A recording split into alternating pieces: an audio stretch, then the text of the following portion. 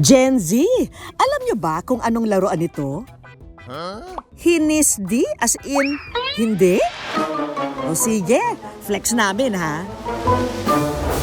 Sa panahon na nga ngayon, mapupudpud na lang daw ang mga daliri mo kapipindot sa cellphone dahil ang mga kabataan halos hindi na raw lumalabas ng bahay. Malayong malayo kumpara noong 90s kung saan ang mga laro nasa lansangan at may kung ano-anong makukulay na mga laruan.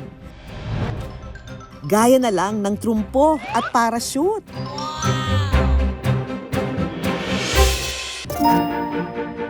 Pero alam nyo bang makikita pa rin ito sa may kalsada ng Herbosa sa Tondo, Manila? Kung saan ang 73-year-old na si Tatay Butch, mano-manong gumagawa at nagbebenta ng 90s toy na parachute. Natuklasan ko ito. Makakuan dito yung palipad kong parachute. Ito ang tinitinda ko. Lifetime to.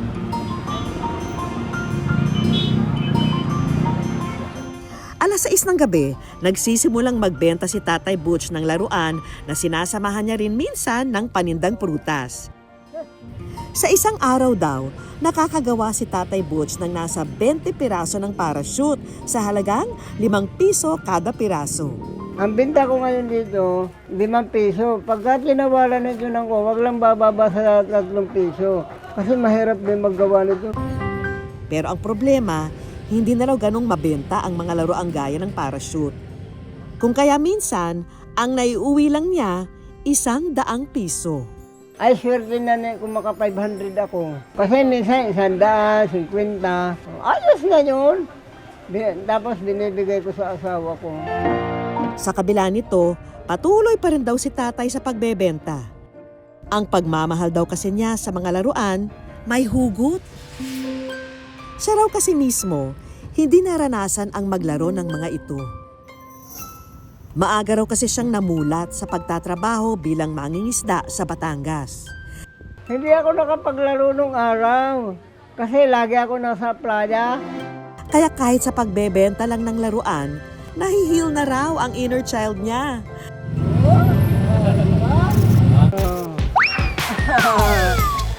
Sa mga Gen Z raw dyan na gustong matuto na gumawa ng parachute at sa mga batang 90s na biglang nagbalik tanaw sa panahon ng kanilang kabataan.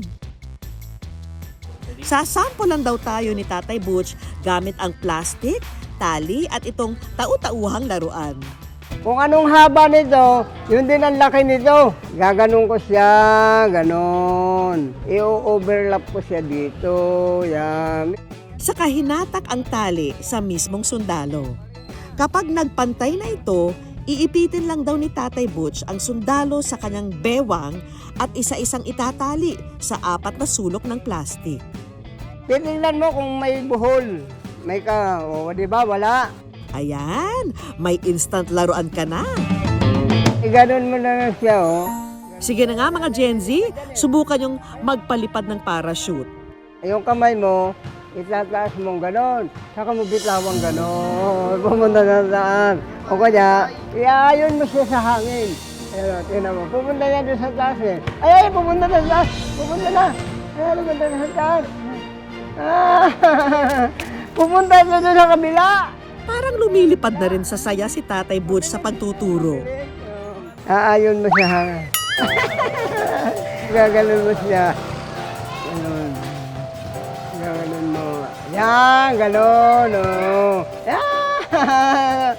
Mababa ang hangin pag ganon eh. Ang hindi alam ni Tatay Butch, marami siyang napapasayang mga bata dahil sa mga laruan niya. Isa na nga sa kinalakihan ang kanyang mga laruan, si Ketsu. Nung bata ako, lagi ko siya nakikita na palakad-lakad, naglalako ng mga laruan. Malinaw pa rin daw kasi sa alaala niya kung paano niyang inaabangan sa labas ng eskwelahan si tatay. Nainganyo ako sa tinda ni tatay. Sabi ko, tay magkano yan? Sumagot siya, sabi niya 5 piso. Pagka sabi niya 5 piso, sabi ko wala kasi akong pera. At ang kinagulat niya, lilibre siya ni tatay. Bali yung laruan na binigay niya sa akin, yung parachute. Ay ako naman sa totoo, hindi naman ako maramot. Para sa nooy batang si Ketsu, malaking kasiyahan ang dala sa kanya ng laruan ni Tatay Butch. Kaya hanggang tumanda, naging loyal customer na siya. Pero ngayon, hindi na para sa kanya, kundi sa kanyang mga anak. Yung laruan na binibigay ko sa kanila, tuwan-tuwa kasi parang yung habang minamasdan ko yung anak ko, nakikita ko yung katauhan ko dun. Bilang pasasalamat, si Ketso naman daw ang manlilibre kay tatay. Konting tulong, pandagdag paninda. O kaya doon sa talian, doon sa may kwan.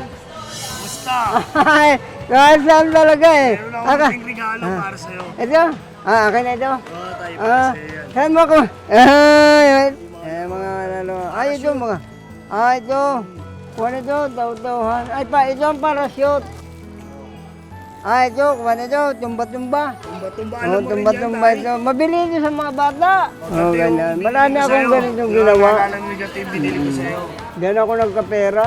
Tay, salamat kasi naging part ka ng kabataan ko at hindi ko talaga malilimutan tong parachute na binigay mo sa akin nung bata ako. Diyan ako nagpapasalamat din ako sa inyo. Minsan naalala kita, hindi kita hinahanap pero naalala ko nandiyan ka lang sa paligid. Ang GOAT o greatest of all time ng mga batang 90s mananatiling bahagi ng kanilang kahapon. Magbago man ang panahon. Pupunta nyo doon sa kabila. Laro! Yeah.